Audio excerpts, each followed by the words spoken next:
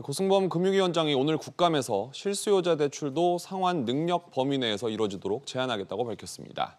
금융당국이 정한 올해 가계대출 증가율 6%를 맞추기 위해서인데 당장 시중은행들이 대출 축소에 들어갔습니다. 서주연 기자와 자세히 알아봅니다. 고승범 위원장이 계속 상환 능력이라는 표현을 썼었죠.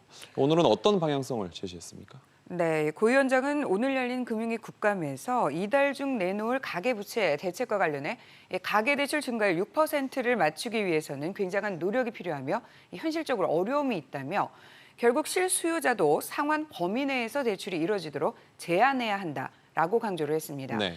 당장 우리은행에 이어서 KB국민은행도 이달부터 지점별 대출 한도를 정해놓고 한도가 넘어가면 대출을 중단하기로 했고요.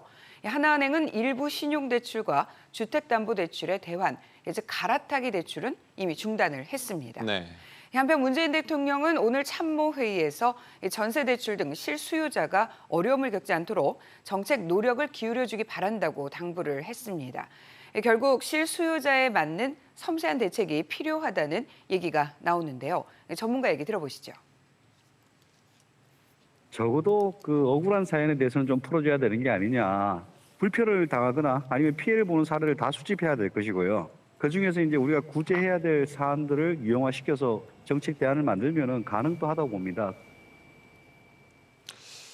세금 얘기도 좀 해보죠. 기재부가 주특기라고 볼 수 있는 세수 예측을 제대로 못했다 이런 지적을 받았었는데 홍 부총리가 관련해서 뭐라고 했습니까?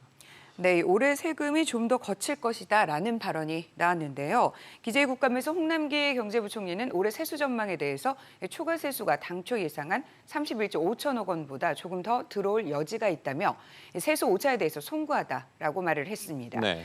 홍 부총리는 올해 경기 회복 속도가 빨랐던 것과 우발 세수가 발생했기 때문이라고 설명을 했습니다.